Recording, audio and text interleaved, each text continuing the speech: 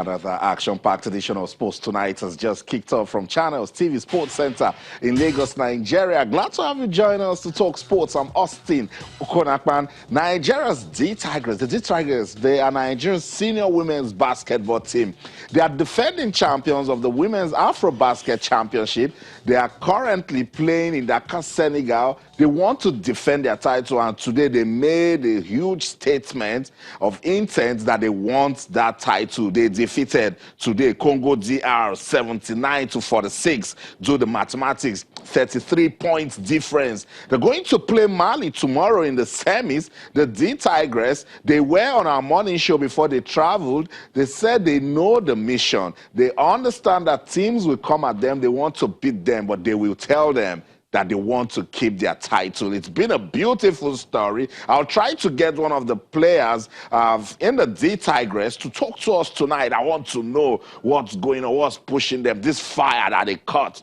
You can't quench them, not now. I don't think Mali can stand the heat tomorrow. But I know they have Senegal inside, and they were saying to themselves that they need to stay focused against Senegal. We'll talk about the Women's Afrobasket Championship on the show tonight. Also on the show, we'll talk about sports. What's going on right there in the United States of America? Sonny Young is standing by. It's a Thursday night. I've got loads to tell Sonny. Sonny talked to me last week on the show, and we're saying, look, we don't care where the venue of the rematch between AJ-Ruiz and Anthony Joshua would take place. Just give us the fight.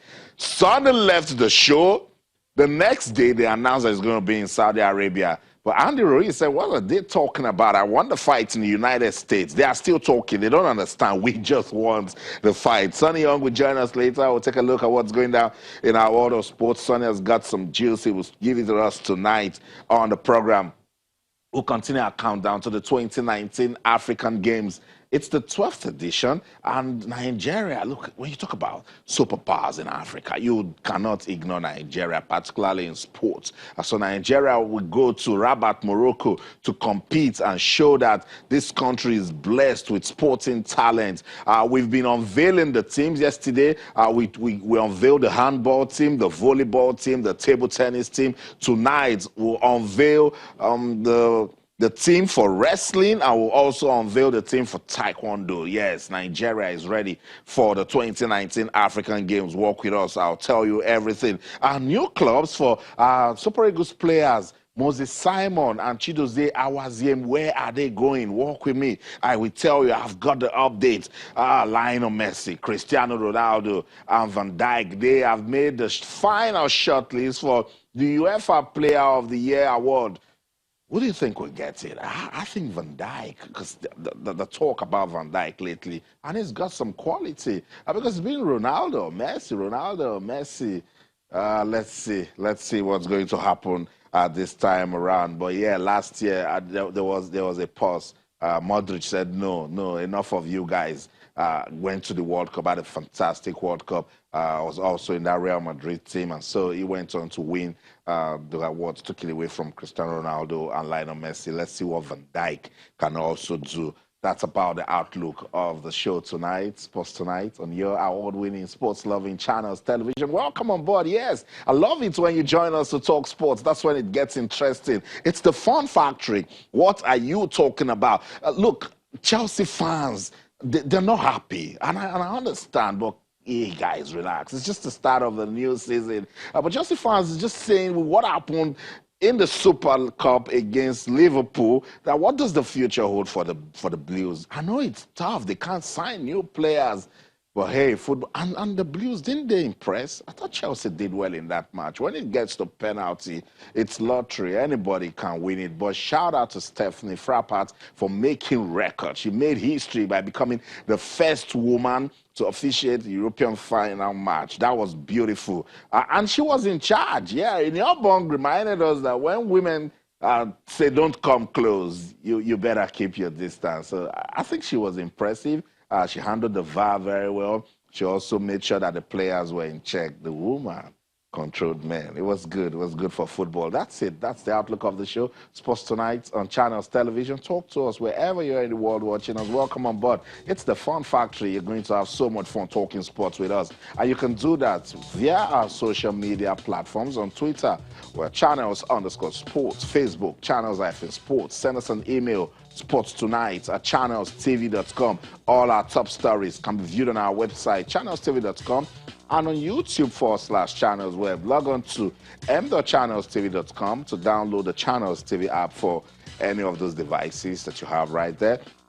It's all about helping you to keep up with the pace because so much is going down in our beautiful, action-packed, interesting, money-spinning world of sports. We don't know what to follow because everywhere. Action in our world of sports. Let me tell you this story. But before I do that, let me welcome Tolu Olorumoteni. Tolu is with us in the studio tonight. Tolu, good to have you on Sports Tonight. Great to be here, Austin. It's been a great week of a lot of action, a lot of ups and downs. We've seen the return of Premier League football, and we've seen a team that lost scandalously in the opening weekend come back to put up a very beautiful display against the current champions of Europe.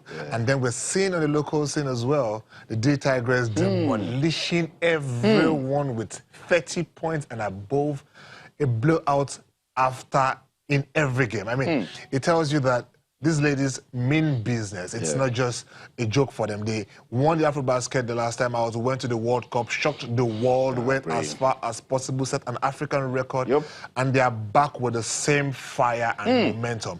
Yes, we are seeing a couple of new faces that were not part of the World Cup and the previous Afrobasket, but right now, with the performance, with the way they've been playing, I think these ladies are ready to defend their title, and that gets me going jiggy, really. I know, I love it too. The D Tigers, what a story. Today, they defeated DR Congo 79 to 46 points to reach the semifinals of the 2019 FIBA Women's Afrobasket Championship in Dakar, Senegal. Like other games, the D Tigers started brightly in the first half. Look, when they start, it's a rush. They just want to drain you. They've been draining their opponents. That's what they've been doing. And they took, in the first half, they took a 15 points lead, 15 at the end of the second half. Congo DR took a 4-0 run at the start of the third quarter, but that didn't take long as Nigeria extended a lead to 30 points. Tolu, the way they score. Look, you mentioned that there are some players that are new to the team, but the blend that they have is awesome. It's unbelievable, Austin. I remember in the preliminary round, they scored a total of 181 points in 2 games. That is absolutely mind-blowing. They crushed Cameroon by 106 to 39. That's unbelievable. I mean, these ladies, once they get into their elements, they are quite unstoppable. They rush you as early as possible, strike you so hard, and defeat you not just on the pitch, but equally psychologically. And once that is done in the first half, you are only left struggling and scrambling to get back into the game in the second half. And that hasn't happened for any of the opponents so far. Yeah, there are a few lapses, but look, the kind of performances they're putting in right now is just too good for you to even criticize the lapses because they are currently on a roll and every other team find them unplayable at the moment. I know, you can't come close. I tell you, the D Tigers, they're on fire. Quench them. I don't think you can at this point. Points guard Ezine Kalu led the performance chart for Nigeria as she scored 17 points, 2 rebounds, 2 assists, and she made 5 steals. Nigeria, I told you, will face Mali in the semi-final tomorrow. That's Friday. I cannot wait for that one to see because that's going to be a good test for the D Tigers. I was speaking to some of the girls before I came on the show. They said, look, we are monitoring Senegal and Angola. They mean business.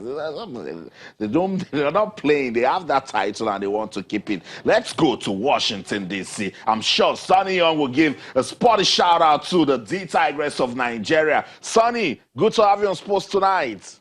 Always a pleasure to be on Sports Tonight, Austin. Yes, let's give a shout out for the Tigers. I like what you said, Austin. They're on fire right now, and we will not be able to quench them. That's right. They look like they're playing some great basketball in Senegal.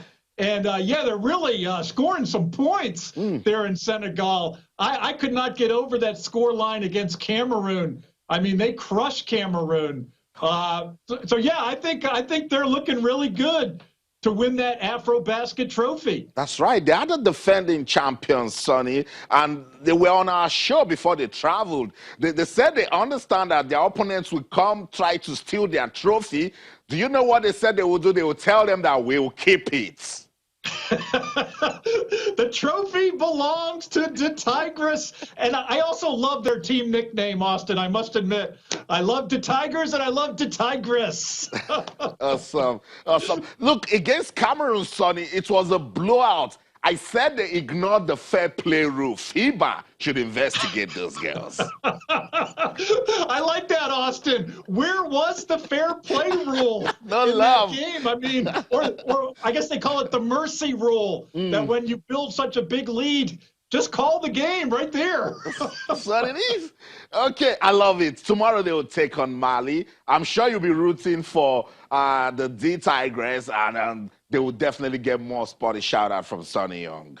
Yes, and I know this tournament is kind of it's a step in the qualification towards Tokyo 2020, and I'm hoping we'll see the Nigerian ladies there in Japan next year, Austin. It will be good. It will be awesome. So we're sending all the love that we'll have to the D Tigers in Dakar, Senegal. We're rooting for them because they have done good things. Sonny, let's stay with basketball, but this time, talk to me about Masai Ujiri. His love for grassroots basketball, Sonny, is unbelievable. As you know, Austin, Masai does have very strong ties to Nigeria, and he was recently in Cameroon where he held a developmental camp.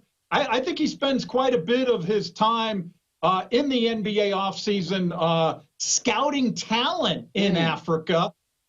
He has been integral, I think, in spotting young African players, giving them really good tips, mentoring some of these young African players. And I liked what he said, though, in Cameroon, Austin. He said that, you know, it's not just about getting these young boys and girls maybe a spot in the NBA down the road. He says it can also lead to jobs like coaching or physical therapy or maybe being in administration for a basketball team. That's right. These type of camps can lead to other jobs, maybe off the court, and he does stress education at these camps. So I really give him really major props, Austin. I think he's really been involved at a grassroots level in developing African basketball. I agree, Sonny. Masai Ujiri has been an awesome inspiration to basketball in Africa. He was in Nigeria before he went to Cameroon. Sonny, he brought the trophy that the Toronto Raptors won. He said, look, let it inspire young persons. He went to schools. He's been touching lives. And you mentioned that the objective is to join sports and education. And I agree, Austin. I think basketball being used as a tool to further education for these young African boys and African girls. And that's one of the things he mentioned. He would like to see more African girls playing basketball. I realize soccer is the king of all sports in Africa, but basketball making inroads. We have that new Basketball Africa League scheduled to tip off late, I think, in January 2020, so about 5 months from now. And Masai Ujiri holding that NBA trophy, Austin, and spreading the message of basketball and education. So we give him major kudos. It's beautiful. And some young star will look at it and get inspired and say, someday I will play in a club and win a trophy. Who knows? Africa might someday win the Basketball World Cup. I thought Sonny will be saying, where there's America, how is that going to happen?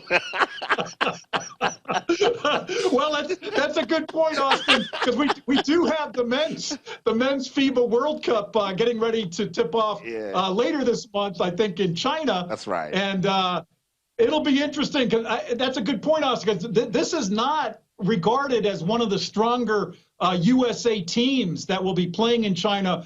Some of the big stars like LeBron James will not be there. So this is going to be interesting to see whether the Americans can win that gold medal in China. They do have some good young talent, but it's not regarded as a superstar-filled team for the USA. Yeah, I know. I'll be rooting for the D Tigers. That's Nigeria's men's senior basketball team.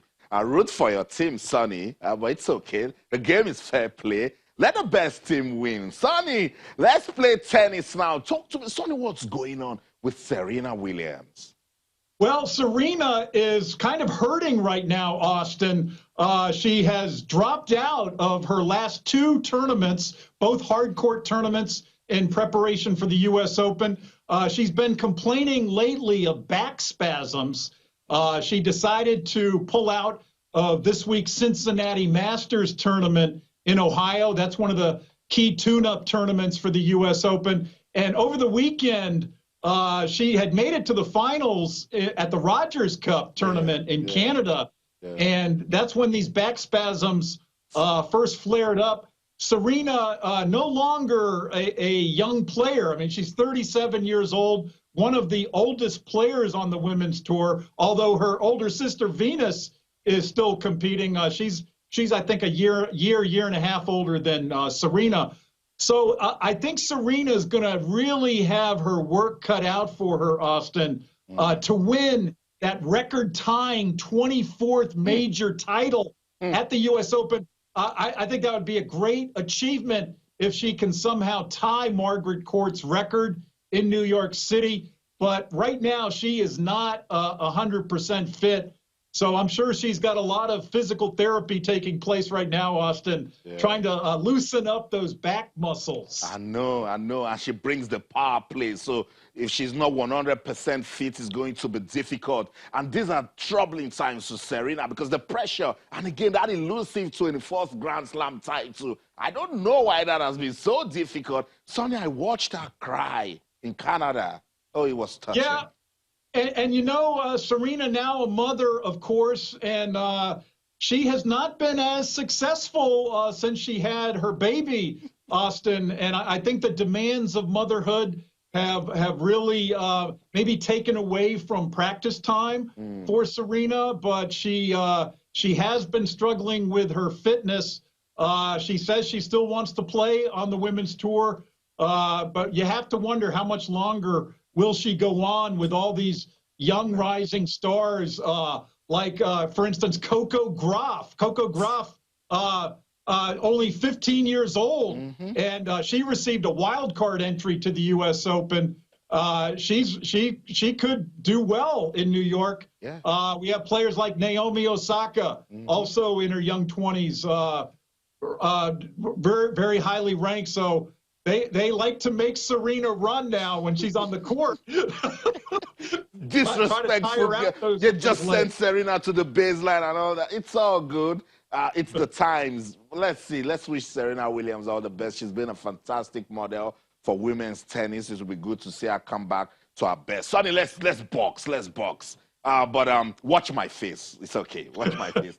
Sonny, AJ-Ruiz, and Anthony Joshua, they're trying to mess with us. Last week, remember we were saying we don't care about the venue, that they should give us the fight. We want the rematch. They announced it's going to be in Saudi Arabia. AJ-Ruiz turns around now and says, no, he's going to fight in the U.S. What do they think we're joking with them? I was shaking my head over that announcement by Eddie Hearn, Austin, that the rematch will take place in Saudi Arabia, according to Eddie Hearn, of course, AJ's promoter. I question whether there is a real big boxing audience filled with fight fans in the Middle East. I mean, I could be wrong. Hearn says he wants to grow the sport in the Middle East, but to me, the logical venues are either the USA or Europe, the United Kingdom, or let me throw this out, Austin. How about Nigeria? Bring it home. Bring it. We love Oluwafemi. They should bring it home. I think they would draw huge crowds. This type of fight in Nigeria. You know, I know AJ has a great following of fans in Nigeria, and I think the fans would come out for that fight. But so I don't know where this Saudi Arabia kind of comes from, but AJ, of course, I think he is following the lead of Eddie Hearn, but AJ-Ruiz comes right out after that announcement and says, no, we're going to fight in the USA. He goes, I'm the one sort of holding the cards, but I'm with you, Austin. Let's just sign those papers and get it done. Give us the fight. Give us the fight. If you don't want Saudi Arabia, okay. AJ-Ruiz does not want Saudi Arabia. Anthony Joshua wants Saudi Arabia. Just bring it to Lagos, Nigeria, or Abuja. We're going to take that fight. Sonny, thank you so much for your time on the show tonight. Always a delight, Sonny Young. Thank you, Austin, and a very good evening to all your many viewers. Thank you. That's it. The Voice of America correspondent Sonny Young speaking to us from Washington, D.C. says, look, let's leave the talks. Just sign the papers. Give us that fight. We want that rematch because we know it's going to be explosive. AJ-Ruiz and Anthony Joshua rematch. I cannot wait. Let's go on this break. When we come back, you need to fasten your seatbelt once again. We're going to Dakar, Senegal. Want to catch up with a D-Tigers player. Don't go anywhere. Stay.